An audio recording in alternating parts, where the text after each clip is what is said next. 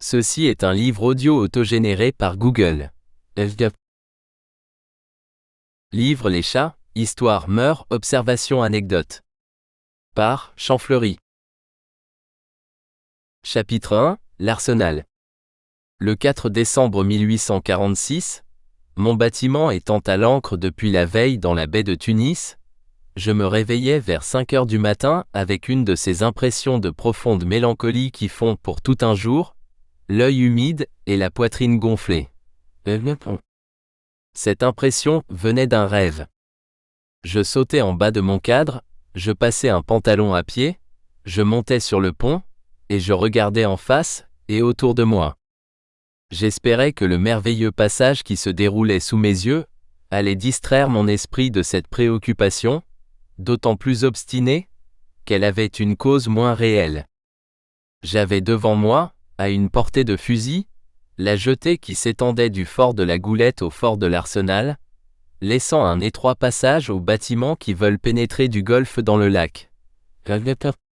Ce lac, aux eaux bleues comme l'azur du ciel qu'elle réfléchissait, était tout agité dans certains endroits, par les battements d'ailes d'une troupe de cygnes, tandis que, sur des pieux plantés de distance en distance pour indiquer des bas-fonds, se tenait immobile, pareil à ces oiseaux qu'on sculpte sur les sépulcres, un cormoran qui, tout à coup, se laissait tomber à la surface de l'eau avec un poisson au travers du bec, avalait ce poisson, remontait sur son pieu, et reprenait sa taciturne immobilité jusqu'à ce qu'un nouveau poisson, passant à sa portée, sollicita son appétit, et l'emportant sur sa paresse, le fit disparaître de nouveau pour reparaître encore. Et pendant ce temps, de 5 minutes en 5 minutes, l'air était rayé par une file de flamants dont les ailes de pourpre se détachaient sur le blanc mat de leur plumage, et, formant un dessin carré, semblait un jeu de cartes composé d'as de carreau seulement, et volant sur une seule ligne. À l'horizon était Tunis, c'est-à-dire un amas de maisons carrées, sans fenêtres, sans ouverture, montant en amphithéâtre, blanches comme de la craie, et se détachant sur le ciel avec une netteté singulière. À gauche s'élevaient, comme une immense muraille à créneaux, les montagnes de plomb, dont le nom indique la teinte sombre. À leurs pieds rampaient le Marabout et le village des Sidi Fatala. À droite on distinguait le tombeau de Saint-Louis, et la place où fut Carthage, deux des plus grands souvenirs qu'il y ait dans l'histoire du monde. Derrière nous se balançait à l'ancre le Montezuma, magnifique frégate à vapeur de la force de 450 chevaux. Certes, il y avait bien là de quoi distraire l'imagination la plus préoccupée. À la vue de toutes ces richesses, on eût oublié la veille, le jour et le lendemain. Mais mon esprit était à 10 ans de là, fixé obstinément sur une seule pensée, qu'un rêve avait clouée dans mon cerveau. Mon œil devint fixe. Tout ce splendide panorama s'effaça peu à peu dans la vacuité de mon regard. Bientôt, je ne vis plus rien de ce qui existait. La réalité disparut, puis, au milieu de ce vide nuageux, comme sous la baguette d'une fée, se dessina un salon aux lambris blancs, dans l'enfoncement duquel, assise devant un piano où ses doigts erraient négligemment, se tenait une femme inspirée et pensive à la fois, une muse et une sainte. Je reconnus cette femme, et je murmurai comme si elle eût pu m'entendre. Je vous salue Marie, pleine de grâce, mon esprit est avec vous. Puis, n'essayant plus de résister à cet ange aux ailes blanches qui, me ramenant au jour de ma jeunesse, et comme une vision charmante, me montrait cette chaste figure de jeune fille, de jeune femme et de mère, je me laissai emporter au courant de ce fleuve qu'on appelle la mémoire, et qui remonte le passé, au lieu de descendre vers l'avenir. Alors je fus pris de ce sentiment si égoïste, et par conséquent si naturel à l'homme, qui le pousse à ne point garder sa pensée à lui seul, à doubler l'étendue de ses sensations en les communiquant, et à verser enfin dans une autre âme la liqueur douce ou amère qui remplit son âme. Je pris une plume, et j'écrivis. À bord du Vélos, en vue de Carthage et de Tunis, le 4 décembre 1846.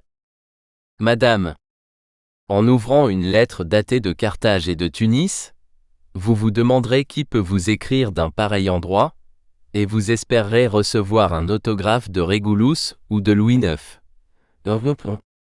Hélas, madame, celui qui met de si loin son humble souvenir à vos pieds n'est ni un héros ni un saint, et s'il a jamais eu quelque ressemblance avec l'évêque d'Hippone, dont il y a 3 jours, il visitait le tombeau, ce n'est qu'à la première partie de la vie de ce grand homme, que cette ressemblance peut être applicable.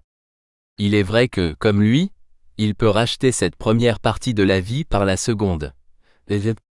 Mais il est déjà bien tard, pour faire pénitence, et selon toute probabilité, il mourra comme il a vécu, n'osant pas même laisser après lui ses confessions, qui, à la rigueur, peuvent se laisser raconter, mais qui ne peuvent guère se lire.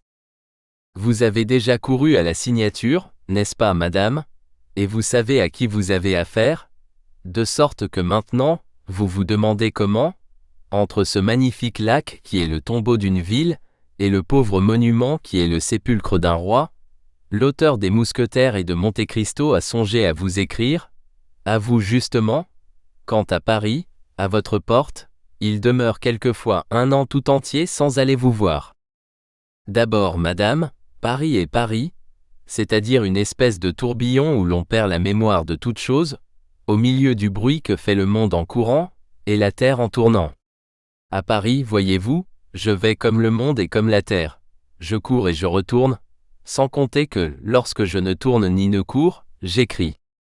Mais alors, madame, c'est autre chose, et quand j'écris, je ne suis déjà plus si séparé de vous que vous le pensez, car vous êtes une de ces rares personnes pour lesquelles j'écris, et il est bien extraordinaire que je ne me dise pas lorsque j'achève un chapitre dont je suis content ou un livre qui est bienvenu, Marie Nodier, cet esprit rare et charmant, lira cela.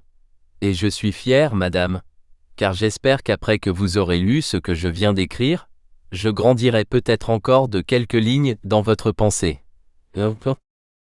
Tant il y a, madame, pour en revenir à ma pensée, que cette nuit j'ai rêvé, je n'ose pas dire à vous, mais de vous, oubliant la houle qui balançait un gigantesque bâtiment à vapeur que le gouvernement me prête, et sur lequel je donne l'hospitalité à un de vos amis et à un de vos admirateurs, à Boulanger et à mon fils, sans compter Giraud, Maquet, Chancel et Desbarolles, qui se rangent au nombre de vos connaissances.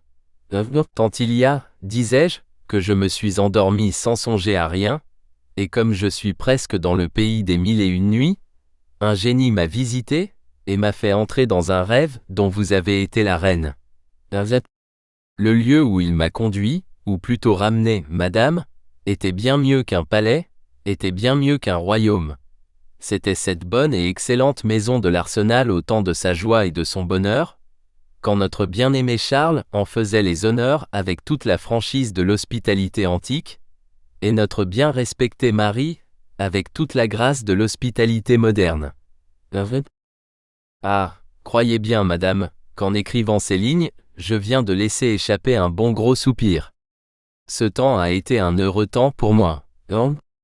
Votre esprit charmant en donnait à tout le monde, et quelquefois, j'ose le dire, à moi plus qu'à tout autre. Vous voyez que c'est un sentiment égoïste, qui me rapproche de vous. J'empruntais quelque chose à votre adorable gaieté, comme le caillou du poète Saadi empruntait une part du parfum de la rose. Vous rappelez-vous le costume d'archer de Paul? Vous rappelez-vous les souliers jaunes de Francisque Michel? Vous rappelez-vous mon fils en débardeur?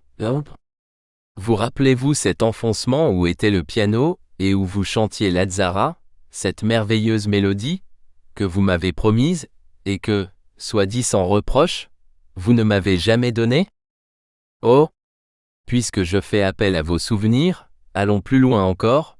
Vous rappelez-vous Fontanet et Alfred Johannot, ces 2 figures voilées qui restaient toujours tristes au milieu de nos rires, car il y a dans les hommes qui doivent mourir jeunes un vague pressentiment du tombeau? Vous rappelez-vous Taylor, assis dans un coin, immobile, muet et rêvant dans quel voyage nouveau il pourra enrichir la France d'un tableau espagnol, d'un bas-relief grec, ou d'un obélisque égyptien? Vous rappelez-vous de Vigny, qui, à cette époque, doutait peut-être de sa transfiguration, et daignait encore se mêler à la foule des hommes? Vous rappelez-vous Lamartine, debout devant la cheminée, et laissant rouler jusqu'à vos pieds l'harmonie de ses beaux vers?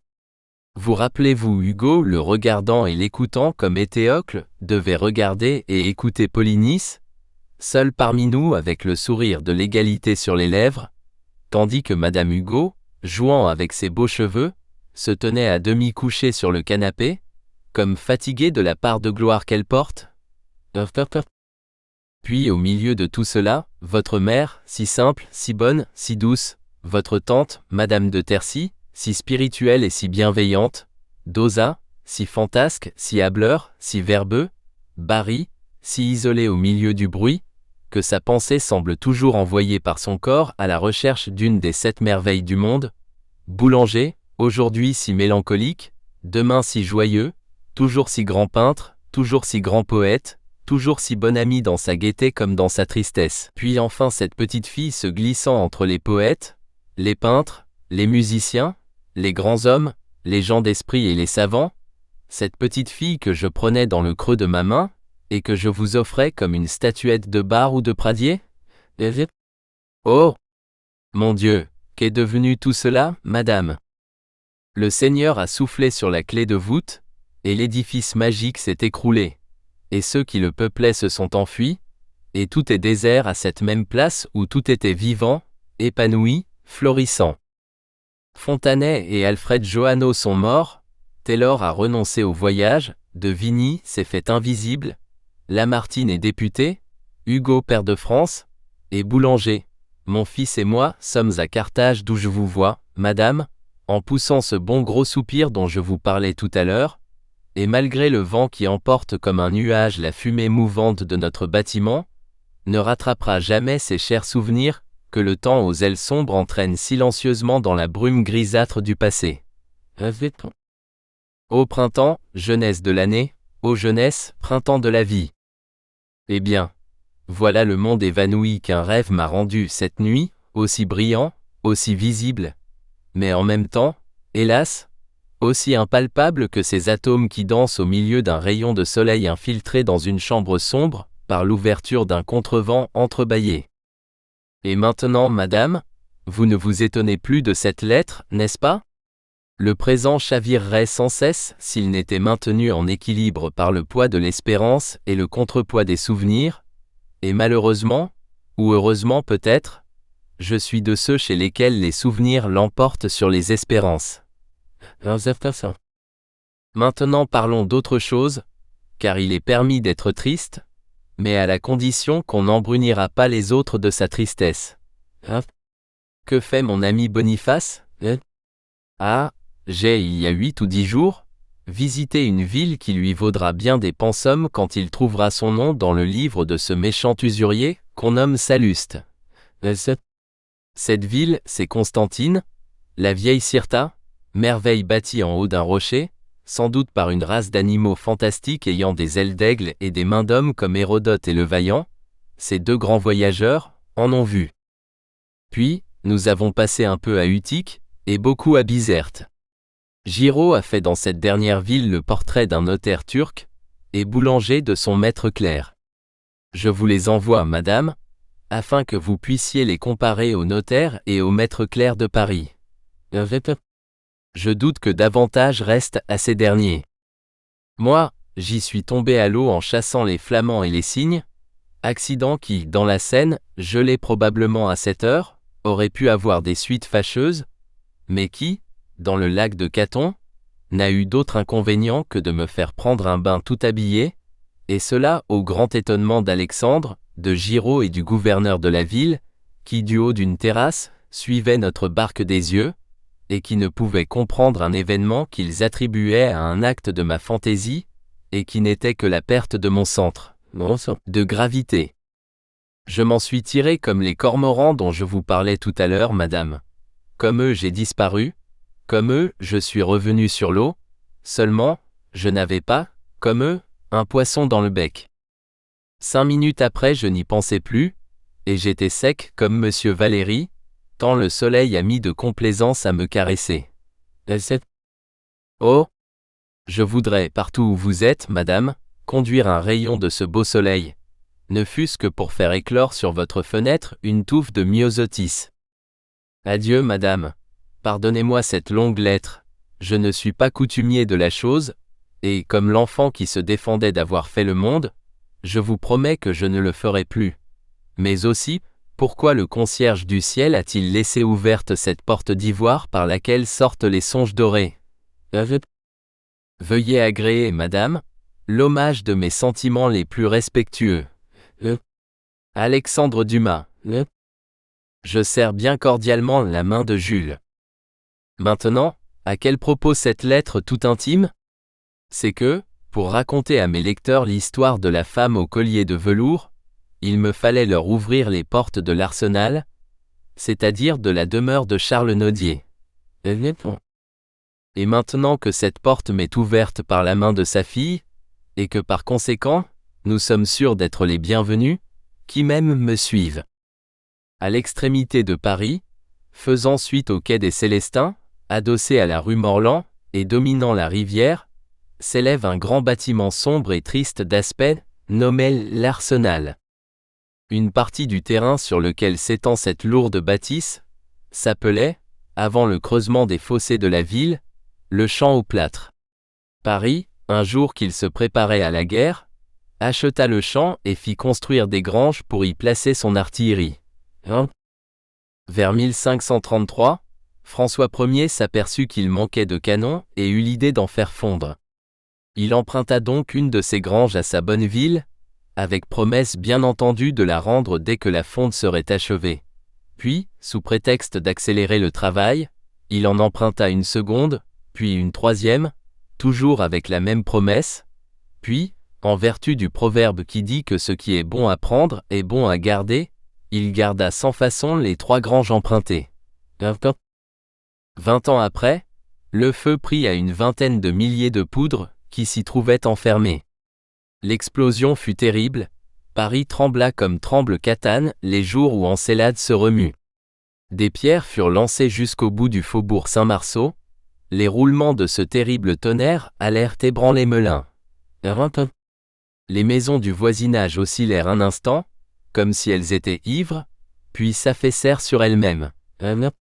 Les poissons périrent dans la rivière, tués par cette commotion inattendue. Enfin, 30 personnes, enlevées par l'ouragan de flammes, retombèrent en lambeaux, 150 furent blessés. D'où venait ce sinistre? Quelle était la cause de ce malheur? On l'ignora toujours, et en vertu de cette ignorance, on l'attribua aux protestants. Charles IX fit reconstruire sur un plus vaste plan les bâtiments détruits. C'était un bâtisseur que Charles IX, il faisait sculpter le Louvre, tailler la fontaine des Innocents par Jean Goujon, qui y fut tué, comme chacun sait, par une balle perdue. Il eût certainement mis fin à tout, le grand artiste et le grand poète, si Dieu, qui avait certains comptes à lui demander à propos du 24 août 1572, ne l'eût rappelé. Ses successeurs reprirent les constructions où il les avait laissées, et les continuèrent. Henri III fit sculpter, en 1584, la porte qui fait face au quai des Célestins. Elle était accompagnée de colonnes en forme de canon, et sur la table de marbre qui la surmontait, on lisait ce distique de Nicolas Bourbon, que Santeuil demandait à acheter au prix de la potence. Aetna, hic Enrico Vulcania tela minestra. Tela, giganteos de bellatura furor. Ce qui veut dire en français. Etna, prépare ici les traits avec lesquels Henri doit foudroyer la fureur des géants.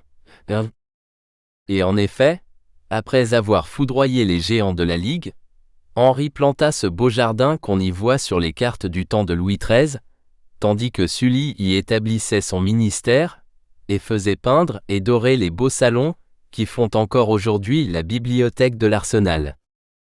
En 1823, Charles Nodier fut appelé à la direction de cette bibliothèque, et quitta la rue de Choiseul, où il demeurait, pour s'établir dans son nouveau logement. C'était un homme adorable que Nodier, sans un vice, mais plein de défauts, de ces défauts charmants qui font l'originalité de l'homme de génie, prodigue, insouciant, flâneur comme Figaro était paresseux, avec délice. Nodier savait à peu près tout ce qu'il était donné à l'homme de savoir. D'ailleurs, Nodier avait le privilège de l'homme de génie. Quand il ne savait pas, il inventait, et ce qu'il inventait était bien autrement ingénieux, bien autrement coloré, bien autrement probable que la réalité. D'ailleurs, plein de systèmes, paradoxal, avec enthousiasme, mais pas le moins du monde propagandiste, c'était pour lui-même que Nodier était paradoxal. C'était pour lui seul que Nodier se défaisait des systèmes, ces systèmes adoptés, ces paradoxes reconnus, il en eût changé, et s'enfuit immédiatement fait d'autres. Nodier était l'homme de Terence, à qui rien d'humain n'est étranger. Il aimait pour le bonheur d'aimer, il aimait comme le soleil luit, comme l'eau murmure, comme la fleur parfume. Tout ce qui était bon, tout ce qui était beau, tout ce qui était grand lui était sympathique. Dans le mauvais même, il cherchait ce qu'il y avait de bon, comme, dans la plante vénéneuse, le chimiste, du sein du poison même, tire un remède salutaire. Combien de fois Nodier avait-il aimé? C'est ce qu'il lui eût été impossible de dire à lui-même. D'ailleurs, le grand poète qu'il était, il confondait toujours le rêve avec la réalité. Nodier avait caressé avec tant d'amour les fantaisies de son imagination, qu'il avait fini par croire à leur existence. Pour lui, Thérèse Aubert, la fée aux miettes, Inès de la Sierra, avaient existé. C'étaient ses filles, comme Marie. C'étaient les sœurs de Marie, seulement, Madame Nodier n'avait été pour rien dans leur création. Comme Jupiter, Nodier avait tiré toutes ces Minerves-là de son cerveau. Mais ce n'étaient pas seulement des créatures humaines. Ce n'étaient pas seulement des filles d'Ève et des fils d'Adam que Nodier animait, de son souffle créateur. Nodier avait inventé un animal, il l'avait baptisé. Puis, il l'avait de sa propre autorité, sans s'inquiéter de ce que Dieu en dirait, doté de la vie éternelle. Cet animal, c'était le Taratantaleo. Vous ne connaissez pas le Taratantaleo, n'est-ce pas, hein? Ni moi non plus, mais Nodier le connaissait lui, Nodier le savait par cœur. Il vous racontait les mœurs, les habitudes, les caprices du Taratantaleo. Il vous eût raconté ses amours, si, du moment où il s'était aperçu que le Taratantaleo portait en lui le principe de la vie éternelle, il ne l'eût condamné au célibat. La reproduction étant inutile là où existe la résurrection. Comment Nodier avait-il découvert le Taratantaleo? Je vais vous le dire. À 18 ans, Nodier s'occupait d'entomologie. La vie de Nodier s'est divisée en 6 phases différentes. D'abord, il fit de l'histoire naturelle, la bibliographie entomologique. Puis de la linguistique, le dictionnaire des onomatopées. Puis de la politique, la Napoléone. Puis de la philosophie religieuse, les méditations du cloître.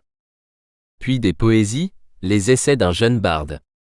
Puis du roman, Jean Bogart, Smara, Trilby, le peintre de Salzbourg, Mademoiselle de Marsan, Adèle, le vampire, le songe d'or, les souvenirs de jeunesse, le roi de Bohême et ses 7 châteaux, les fantaisies du docteur Néophobus, et 1000 choses charmantes encore que vous connaissez, que je connais, et dont le nom ne se retrouve pas sous ma plume. Nodier en était donc à la première phase de ses travaux. Nodier s'occupait d'entomologie. Nodier demeurait au 6e. Un étage plus haut que Béranger ne loge le poète. Il faisait des expériences au microscope sur les infiniment petits, et, bien avant Raspail, il avait découvert tout un monde d'animalcules invisibles. Un jour, après avoir soumis à l'examen l'eau, le vin, le vinaigre, le fromage, le pain, tous les objets enfin sur lesquels on fait habituellement des expériences, il prit un peu de sable mouillé dans la gouttière, et le posa dans la cage de son microscope, puis il appliqua son œil sur la lentille. Alors il vit se mouvoir un animal étrange, ayant la forme d'un vélocipède, armé de 2 roues, qu'il agitait rapidement. Avait-il une rivière à traverser? Ces roues lui servaient comme celles d'un bateau à vapeur. Avait-il un terrain sec à franchir? Ses roues lui servaient comme celles d'un cabriolet. Nodier le regarda, le détailla, le dessina, l'analysa si longtemps, qu'il se souvint tout à coup qu'il oubliait un rendez-vous, et qu'il se sauva, laissant là son microscope, sa pincée de sable, et le Taratantaléo dont elle était le monde. Quand Nodier rentra, il était tard. Il était fatigué, il se coucha, et dormit comme on dort à 18 ans. Ce fut donc le lendemain seulement, en ouvrant les yeux, qu'il pensa à la pincée de sable, au microscope et au Taratantaléo. Hélas, pendant la nuit le sable avait séché, et le pauvre Taratantaléo, qui sans doute avait besoin d'humidité pour vivre, était mort, son petit cadavre était couché sur le côté, ses roues étaient immobiles. Le bateau à vapeur n'allait plus, le vélocipède était arrêté. Mais tout mort qu'il était, l'animal n'en était pas moins une curieuse variété des éphémères, et son cadavre méritait d'être conservé aussi bien que celui d'un mammouth ou d'un mastodonte. Seulement, il fallait prendre, on le comprend, des précautions bien autrement grandes, pour manier un animal 100 fois plus petit qu'un citron, qu'il n'en faut prendre pour changer de place un animal 10 fois gros comme un éléphant. Ce fut donc avec la barbe d'une plume, que Nodier transporta sa pincée de sable de la cage de son microscope dans une petite boîte de carton, destinée à devenir le sépulcre du Taratantaléo.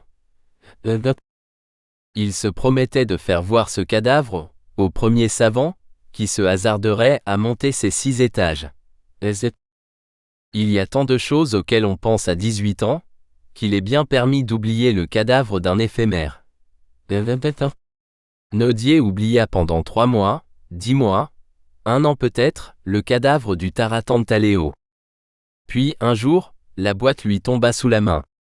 Il voulut voir quel changement 1 an avait produit sur son animal. Le temps était couvert, il tombait une grosse pluie d'orage.